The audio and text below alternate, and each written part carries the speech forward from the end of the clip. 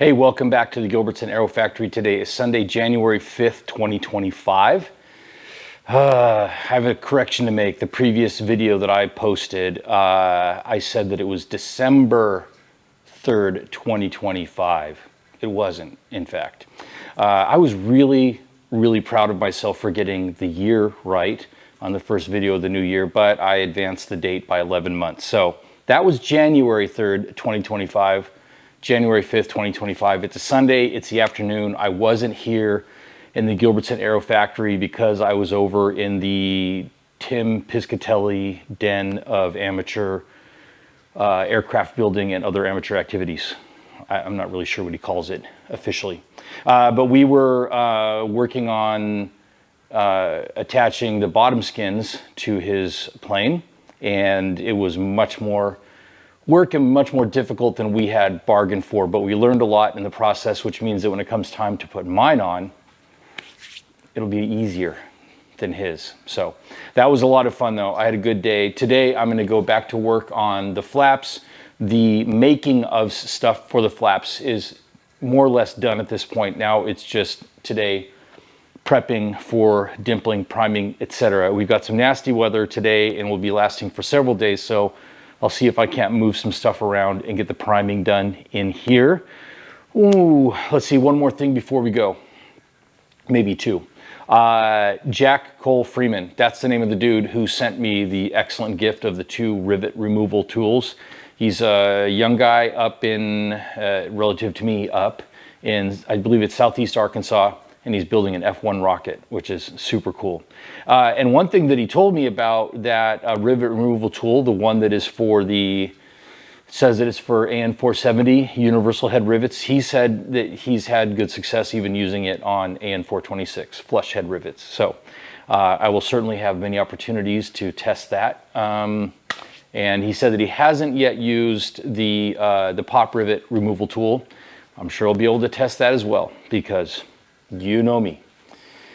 Two rivets in, one rivet out. What else? Oh, tomorrow, Tim and I will be recording episode 2 of We Are Not Experts, an airplane building podcast, available on Spotify and Apple Podcasts. The reason I mention it is because you should listen to it, but also because we will be discussing the experience that we had and the lessons learned on trying to put on the bottom skins, among other things related to being very amateur at building airplanes. So thank you for being here.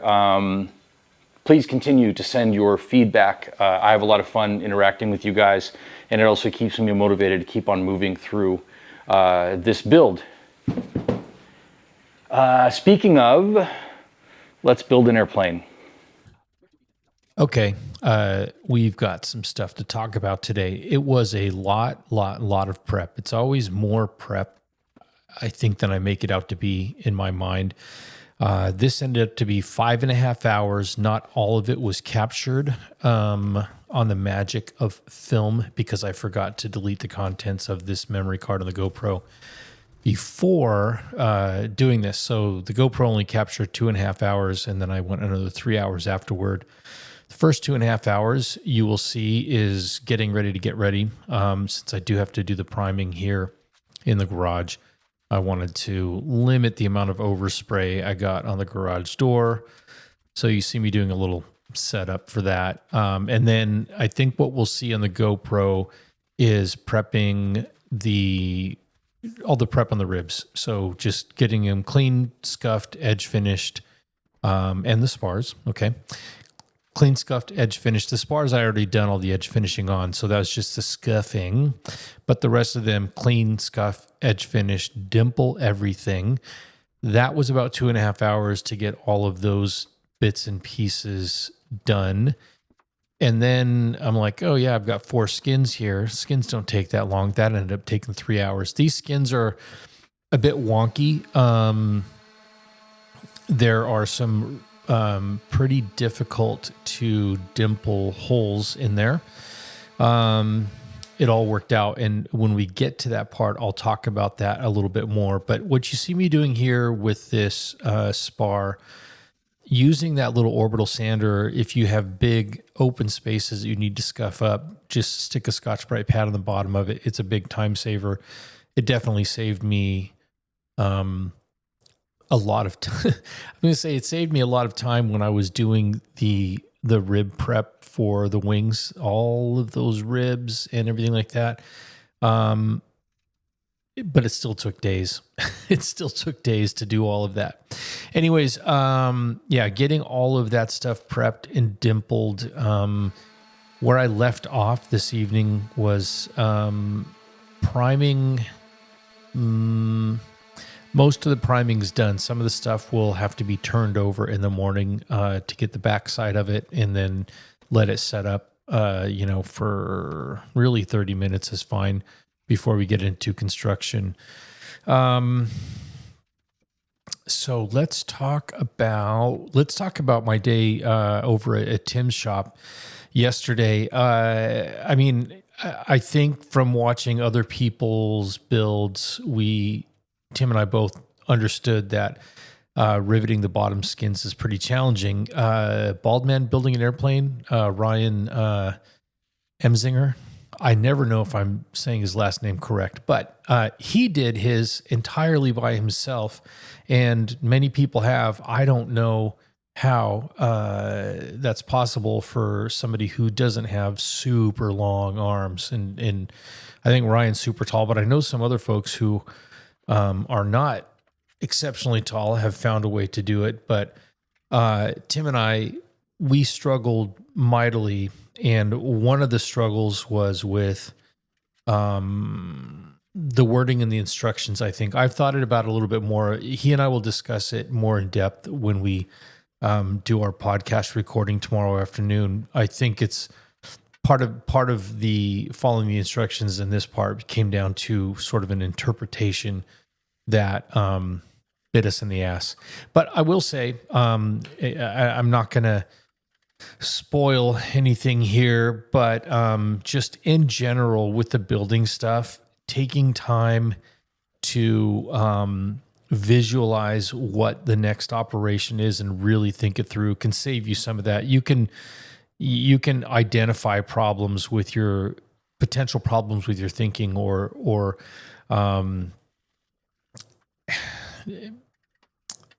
it can help you avoid blindly following instructions. I'm not saying that's what we did yesterday, but at one point when we asked Tim's wife, Tiffany, I think, to come in and lend some help with skinny arms, she said, "This other wing is open.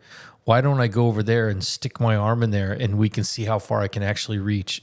And it is a little bit comical that that's not something that Tim and I even thought about. We never thought about, hey, let's just shove our arms in here and see what the reach is like. And then maybe let's Cleco on some panels and then see what we can reach before we commit to riveting anything. So, Tiffany for the win.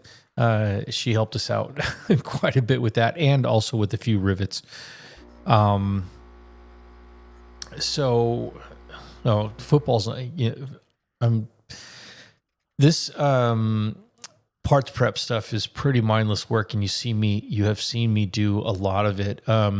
So I think that in the past, if you've watched this channel for any period of time, you know that I don't go through and meticulously deburr every single hole. And if you don't know, I'll inform you why that is.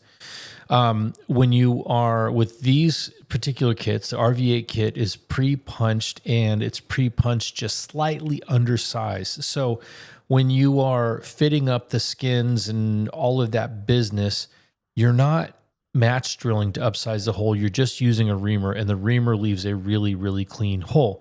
I always check the holes on the sort of the exit side of where that reamer passes through to see if there are any burrs. And most often there are not. So because I am priming a lot of the inside of this structure, I will be going over those rivet lines aggressively with Scotch-Brite pad to scuff them up for priming. And that is, when it comes to using the reamer to upsize those holes, that is more than adequate to knock off any burrs that are on there. Anyways, that's why I do it that way. It's just an extra operation that, if anything, would be causing me to chamfer the holes more than I want or need to. So the reason I mention that is because if you're paying attention to what's happening on the screen and not just listening to me with your eyes closed, which is something I often do when I'm watching YouTube videos with guys who talk a lot,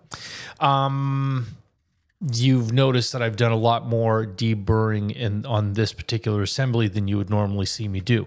The reason for that is there was quite a bit of not just upsizing, with a reamer, but actually taking number 40 holes and upsizing them to number 30 holes, which is a really unusual operation, not unheard of in this build so far, but very uncommon. And so then you're doing that with the drill bit. It's definitely going to leave some burrs.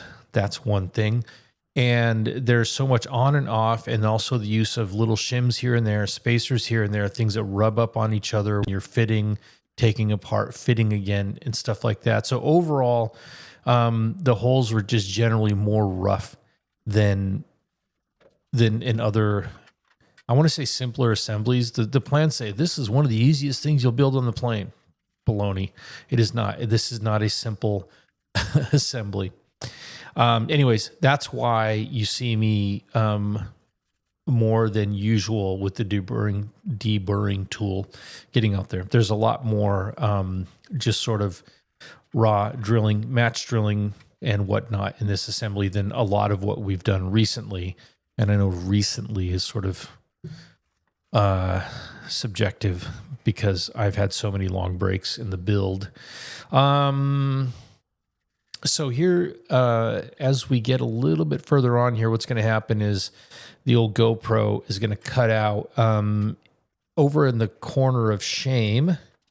If you ever wondered where that is, it's all the way back as you're looking at the screen, sort of top left in that corner up there, and you see random parts stacked up by that garbage can. But you see the other camera over there. What I ended up doing when the GoPro died was I did a couple little snippets of work on that camera. It only can record for 30 minutes at a time, and it doesn't alert you when it dies or whatever. So I'll show you a couple of other operations that you haven't necessarily seen much of. And one of those is coming up here in just a second. We'll be using the close quarters dimple set for getting holes down toward the end of those ribs where they get pinched really tight. I've talked about it. I don't know if you've seen it up close. It doesn't work for everything close quarters, but for these situations, it works really, really well. And I remember when I got that tool in my kit, I'm like, I don't even know what this thing is. Just a random piece of metal. But you'll see here that the way it works is you actually drill it to your workbench and then use a male dimple die, because the thing itself is a female die. Let's see if here we go. Okay, so these last couple of holes, one or two holes in that rib, are just too tight to get a squeezer in there. What I have done, what I'm whacking with the hammer there is, I can't remember if that's half inch. It looks like it's maybe 3/4 inch steel bar. Cut off a length of it that I thought was appropriate, and then in one end of it, I drilled a hole that was the correct diameter to receive the male dimple die, or any die, I suppose, from my set. And right here, you can see that that's a little female die for 3/32 rivets there hanging off the end of the bench. So you just pop it in there, give it a few whacks. There's kind of a distinct sound that it makes when you know that the dimple is set. The tone changes a little bit. So it's a pretty simple tool to use, pretty handy to use, and I was really hoping I could get some extra use out of it today, because there are some really tricky, really tight spots in that it's a top skin because it has that super tight bend that wraps around. And what I was hoping I could do was get the skin over that thing and then bridge across over to the. Never mind. It's impossible. So look at this mess right here. I sped this up like 5 times. So just imagine it took 5 times longer than this to clean all this off. All of that mess, that gooey, sticky mess that I'm trying to clean up with acetone with great difficulty, that was all under the blue vinyl. So again, I am championing for the cause of just getting rid of that blue vinyl as soon as you can. You're going to end up with scratches no matter what. In fact, this is the inside of that skin, so it's going to be scuffed anyways. But that was just a mess. Why? I have no idea why that would all be under the blue vinyl, but yep, there it goes. So this is weird dimpling action, and you're seeing me do something that I've been pretty vocal about not wanting to ever do again. And that is putting the male dimple die on the bottom and sort of dimpling upward. You have to in this situation because of the weird bends in this top skin. And if you didn't know, I'll let you know. Here's why I hate doing it this way. When I was working on the empennage early on probably rudder skin, I think, I ended up punching a bonus hole because when you're trying to fish for that male die to come up through the bottom of the skin, sometimes, okay, you got it poking through there. You can be holding a little bit of tension in that skin, and it can, and it does, and it has happened to me. Right as that female die is coming down, it will slip off the die and punch a brand new hole where you didn't want it or need it. So after that, which was 2 years ago, I decided to flip it around. It can be a little bit more awkward managing the skin overall, but you will never miss with the male die because it will be in the top coming down, and you can watch it go all the way into the hole. You're not fishing for it. Anyways. Yeah. So if you followed all that, you would know that what I'm doing right now is very uncomfortable for me. This is sped up, also 500%. So this was a pretty slow, very careful operation because these skins already have enough holes. I don't want to make an extra one. And plus I already made a bonus hole earlier with a piano hinge. So the overhang section where it flips back around, and you can see what I was talking about, how tight that is. On the inboard and outboard ends, it gets really, really tight. There are a couple of rivet holes that are way down in that corner. So the other type of close quarter dimpling is, I should probably show it to you sometime if you haven't seen it.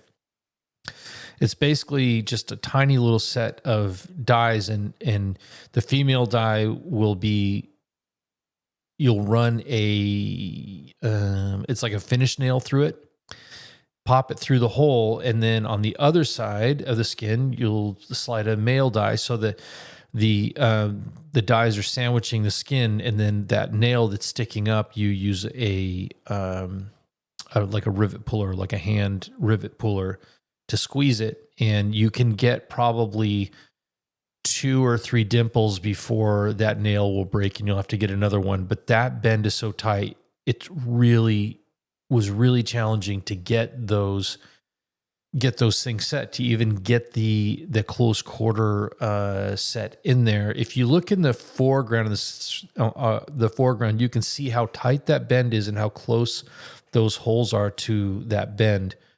And you've got a nail that you're trying to thread through there from the inside of the skin that is 2.5 inches long. Anyways, it was a challenge. It worked out. I'm definitely going to have to go pick up some more of those nails or whatever because I'm running out of the ones that came with the kit. Now, you probably can't tell by looking at this, but I'm not dimpling the whole rivet row as it goes front to back. And the reason is if you go too far, the handle of the DRDT2 that I like to call a DD214, it will come too far down and actually start to bend that curvy part that I have my left hand on right there. So you have to save those, flip the dies over, flip the thing over, and you can get it, which I ended up doing later. So yeah, it was for a couple of so-called, according to the plan, simple assemblies. That was a long 5.5 hours to me. Seems like a really long time just for dimpling, really edge finishing and dimpling. It was a lot. That's done. So coming up on the end of the video here, what I've got coming up now with this is just to start putting it together. And I think that's going to be a whole other rodeo trying to do the riveting in that tight space. But I'm stoked about that. Just like I said, I got to turn over a few parts and prime the other side. That won't take very long. And then I can get into the riveting, hopefully tomorrow afternoon. I have a busy morning tomorrow, but I'm hoping tomorrow afternoon I can get into that. And then also spend a little time recording some chit chat with Tim, which will be good. If you haven't seen it already, he did manage to get the rest of his right wing skin, bottom skins buttoned up today on his own. So I'm going to finish it up here again. Thank you again to Jack Cole Freeman. He has a cool name for the rivet tool and the rivet removal tools. And I will use them in good health. I'll see you on the next one.